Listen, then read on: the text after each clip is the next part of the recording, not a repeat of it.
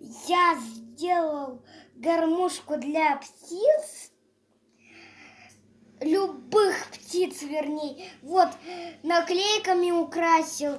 Это банка под персики.